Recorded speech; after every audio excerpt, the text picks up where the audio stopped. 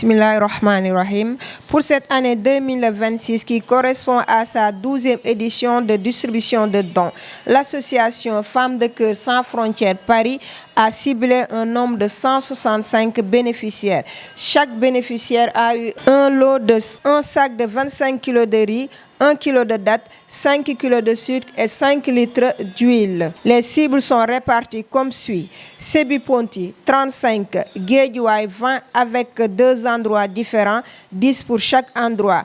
Mariste, 20, Ouarou Niayes, 20, Usine Bentali, 20. Parcelle Unité 9, 20, Médina, 5, Niary Tally, 5, Parcelle Unité 8, 5, Ouakam, 5, HLM 2, 5, Grand Yoff 2, Keur Massar 1, Sébi Khotan 2, différent de Sébi Ponty qui a eu 35 lots, plus le chauffeur et son assistant qui ont eu chacun un lot. Un camion a été loué pour la distribution des lots. Et c'est le 21 février à 9h que tout a commencé. À 11h, en route pour Sébi Ponty, ensuite Cap Sud Guédiawaye, puis Mariste. Nous sommes allés aussi à Usine Bentali, puis Ouarou Niayes pour terminer aux Parcelles Assainies, Unité 8 et Unité 9, sans oublier les localités précitées. Alhamdulillah Rabbil Alamin, tout s'est bien passé avec une équipe dynamique composée de journalistes, de techniciens, de jeunes volontaires.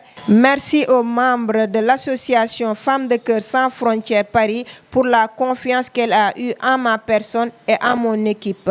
Merci encore une fois aux membres de l'association Femmes de Cœur Sans Frontières qui ont permis à plusieurs familles ici au Sénégal de se soulager durant ce mois de Ramadan qui est un mois qui nous apprend à avoir faim. Merci encore une fois.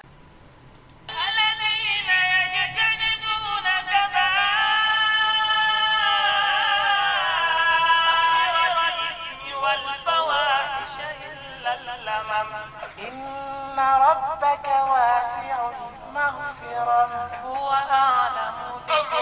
هو أعلم بكم إذ أنشأكم من الأرض وإذ أنتم أجنة في بطون أمهاتكم فلا تزكوا أنفسكم هو أعلم بمن اتقى أفرأيت الذي تولى وأعطى قليلا وأكدى عنده علم الغيب فهو يرى أم لم ينبأ بما في صحف موسى وإبراهيم الذي وفى ألا تزر وازرة وزر أخرى وأن ليس للإنسان إلا ما سعى وأن سعيه سوف يرى ثم يجزاه الجزاء الأوفى وأن إلى ربك المنتهى وأنه هو أضحك وأبكى وأنه هو أمات وأحيا وأنه خلق الزوجين الذكر والأنثى من نطفة إذا تمنى وأن عليه النشأة الأخرى وأنه هو أغنى وأقنى وأنه هو رب الشعرى وأنه أهلك عادا الأولى وثمود فما أبقى وقوم نوح من قبل إنهم كانوا هم أظلم وأطغى والمؤتفكة أهوى فغشاها ما غشا فبأي آلاء ربك تتمارى هذا نذير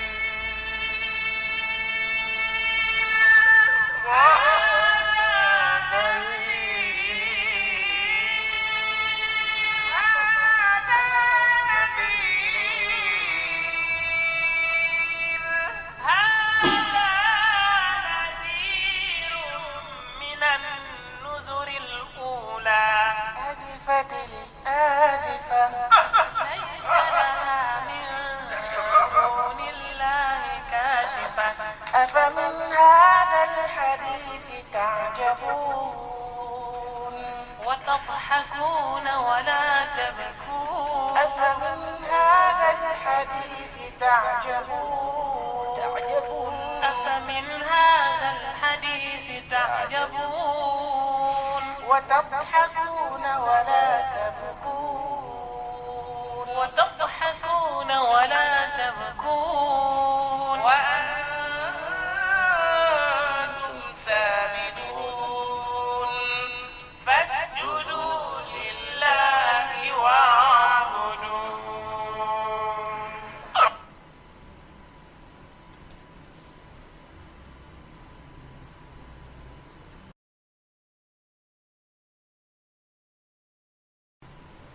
الذين يجتنبون كبائر الإثم والفواحش إلا اللمم إن ربك واسع المغفرة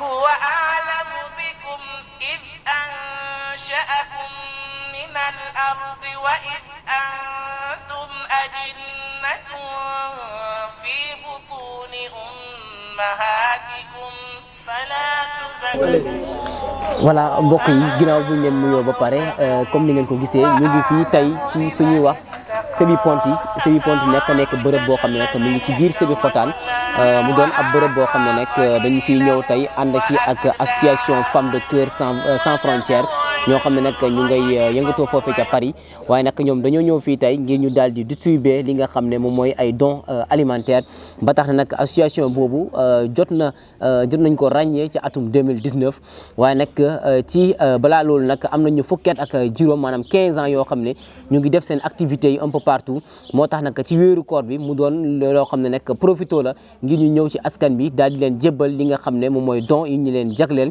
ba tax na nag duñ ci tardé dañuy ñëw ànd ci ak ki nga xam ne moom la ñu fekk ci bërëb bi di El Hadj nag nga ñëw rek nga sànni ci kaddu gannaaw ba nga xam ne nag yow lañ fi fekk donc ñu dalal la El Hadj lan ngay wax ci li nga xam ne moom mooy dalal bi ak li nga xam ne moom mooy distribution don yi.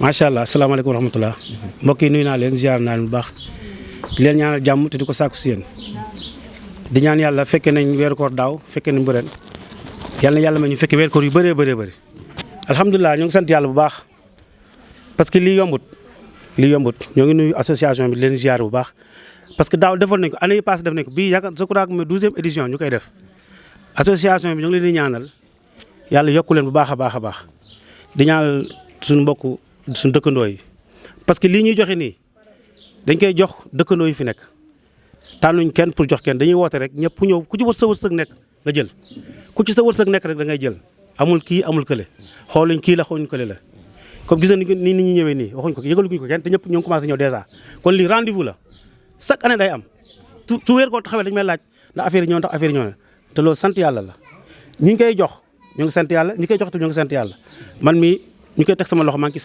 sant yàlla di ciy boole sama njaboot gi yëpp a ngi sant yàlla di ñaan yàlla association bi aussi yal na yàlla yokk kontaan nañu baax a baax di ñaan leen ñaanal tamit yàlla guddal seen fan ñu kontaan nañ ci lii li ñuy joxe nii xeebuñ ko am na solo lool maa ngi joxe ndukand yi ba ci kanam. waaw duñ la bàyyi nga dem ndax lii nga xam ne moom la ñu fi joxe donc am na yenn yoo xam ne gis nañ ko ñu ngi nii waaye am na yenn yoo xam ne aussi ñu ngi ci biir saaku yi ba tax nag ñun bu ñu demee yow mi nga xam ne yaay jël li nga xam ne mooy continuité bi donc nga distribuer ko.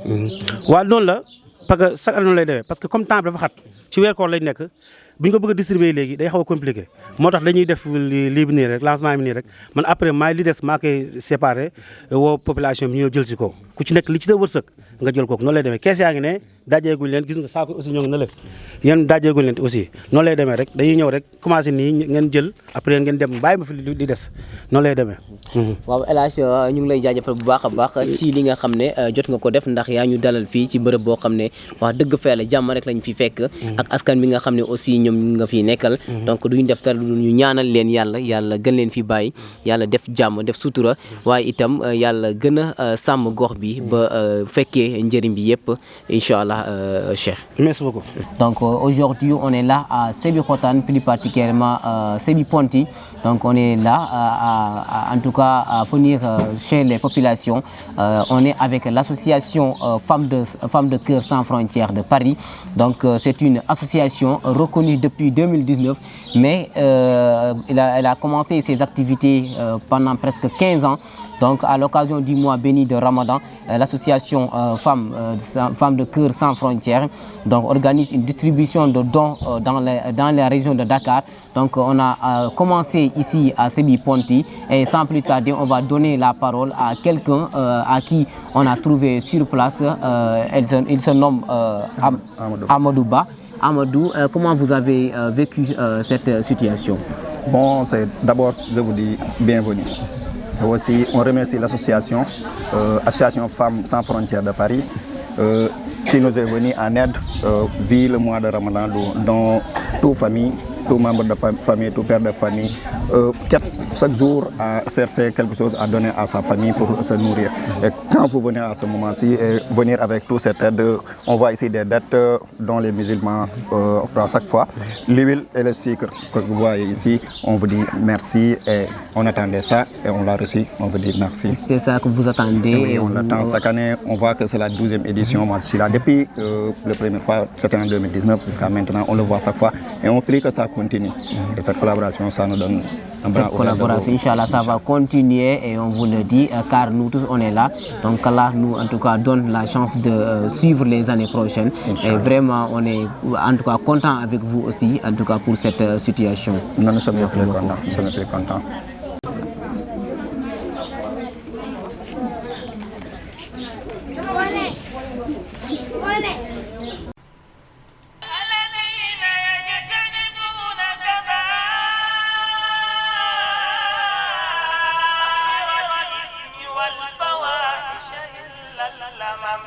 إن ربك واسع المغفرة هو أعلم بكم إذ أنشأكم من الأرض وإذ أنتم أجنة في بطون Assalamu alaikum. Ginnaaw bi sant yàlla julli ci yonent bi ñu sant suñu ñaari waajur maa ngi tudd Mamadou Sall dëkk Sébi Ponti waaw di nuyu ñëpp di ziar ñëpp di baalu ak ñëpp daal ci weeru kooru tedd yi. naka nga gisee li nga xam ne mooy acte bi ñu ñëw def fii fekk si leen fii ci bagage yi nga xam ne ñu ngi indi. waaw xanaa di santaat rek association bi ñu ngi koy sant bu baax di ko gërëm.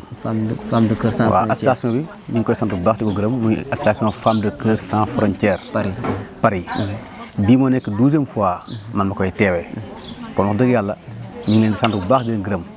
waa koñ bi chaque at ñu ngi xaar bis bii kon bis bii saa su dikkee rek ñëpp dañ ci gis seen bopp ñëpp dañ ci sant seen bopp wax dëgg yàlla famille Doucouré ak waa association bi ñu ngi sant ñëpp di gërëm ñëpp di baal ñëpp àq tey baal ñëpp àq di wax lépp lu ñu mën ren yàlla nañ mën déwén lu ko raw ñoom ñoo xam liñ bëgg fi ñu bëgg a àgg lañ fa àgg ci barke Seydina Mohamed boo déggee nag association Femme de Cœur Sans Frontières mooy partout dans le monde association bi mu ngi partout dans le monde waaw mu ngi partout dans le monde pour ñu ko xamul ñu xamee ko noonu waaw noonu daal la demee.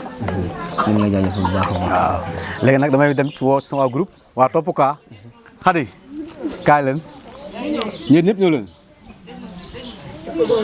maa ngi ñëw rek.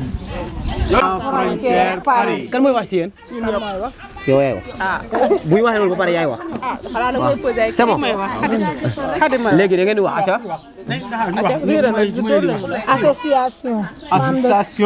Femme de Cœur Sans Frontières Paris. acca répéter. Association Femme de Cœur Sans Frontières Paris. voilà jaajëfal leen association bi acca. xadi yow association bi yow noo ko gisee. bon ni ma ko gisee ñoo ngi koy rafetlu parce que ay ati at ñoo ngi fiy jël teraanga bi di ko rafetlu tamit bu baax parce que nit moom lu mu la jox si dooleem jar na sant jar na gërëm ñoo ngi ko fiy jël nag ay ati at mu doon tamit lu ñu neex ndax nit moom lu mu la jox rek te mu tibbee ko ci xolam nangoo ko ñaari loxo te ñaanal ko ñoo ngi koy ñaanal ñu gën a am taxawaay am ndëgërlaay am courage bi di ñu ko jox chaque ati at waaw may yàlla may leen wér ak wér. merci Khady Mariama yow looy wax ci bés bi.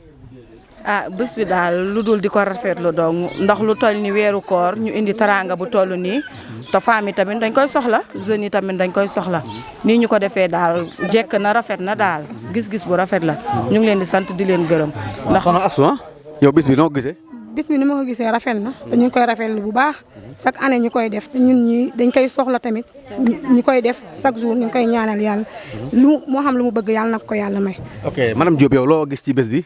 ah mbir mi de moom ñu ngi koy rafetlu bu baax a baax di leen ñaanal rek yàlla na leen yàlla yokk wër gu yaram ak gudd fan wërsëg bi yokku waaw loolu rek lañ ciy wax moom. ok kon dañuy jox Chéri Marcel borom ciment bi.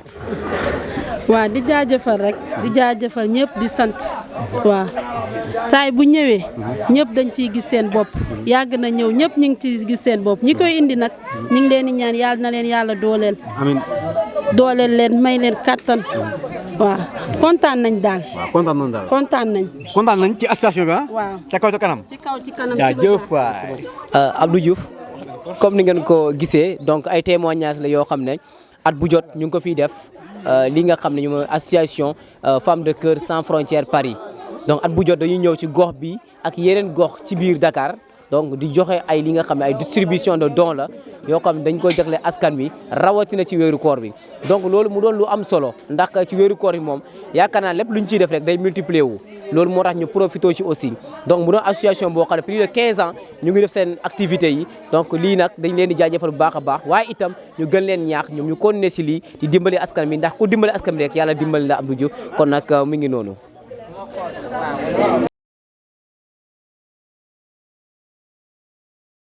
ñun la waa Guédiawaye di jaajëfal waa association Femmes au Cœur Sans Frontières et franchement ñoo ngi leen di remercier ci acte bi nga xamante ne ñu ngi koy def chaque année pratiquement ñu ngi koy def lu tolloog 15 ans et c'est un réel plaisir ñu recevoir dons yi de la part de ces femmes braves de ces femmes fortes qui sont là pour aider des gens ñi nga xamante ne seen amul ñu ngi leen di remercier di leen ñaanal gudd fan ak wér gu yaram ñu fekkee ko ay ati at incha allah rabbi.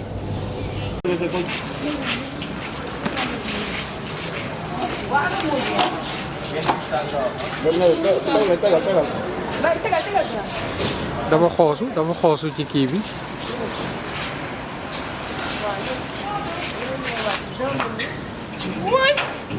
yow lii attanu loo ko de. soxna si yow lii attanu loo ko.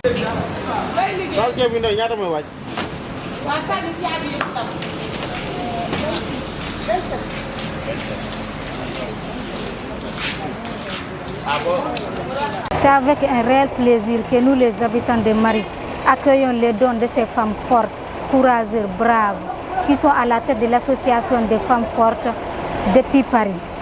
Ça date depuis 2019. Nous leur remercions pour leur engagement, leur générosité et leur acte noble. qu'Allah récompense. Inch'Allah.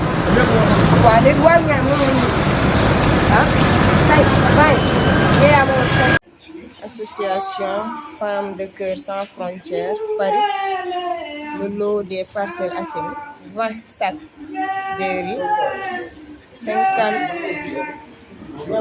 kilos de sucre, plus un autre 50 kilos de sucre, plus 5 litres, 4-5 litres par paquet, ça veut dire que les gars qui sont là, ils sont en train de partager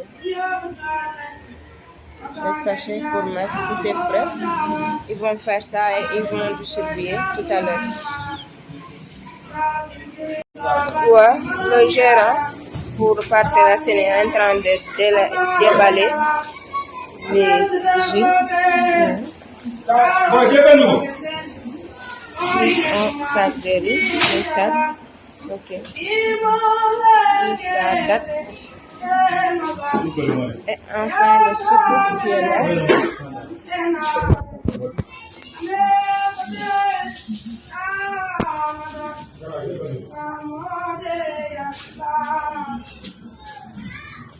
C'est ça pour une personne. Il reste 3 sachets de sucre. Il reste 3 sachets de sucre pour une personne. C'est ça, c'est pour une seule personne. Ousmane.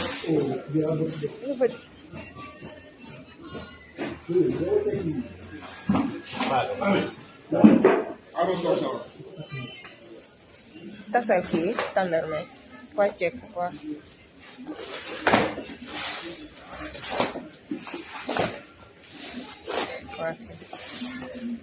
C'est bon. Peese nañ ko. Kon est-ce que ma joxaat la mbuus? Maa ngi fi, ça va. Madame Sam. Chérie. Il est là, un peu fatigué.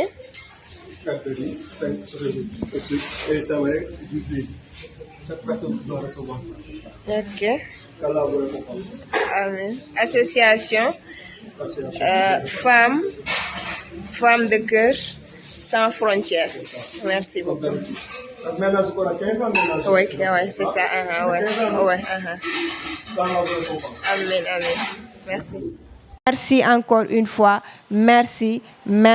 S'il y avait un autre mot plus grand que merci, on allait l'utiliser. Les Wolof disent jërëjëf, les Soninké disent nawari, les Pulaar disent jaarama, les Sérères disent njoka njal.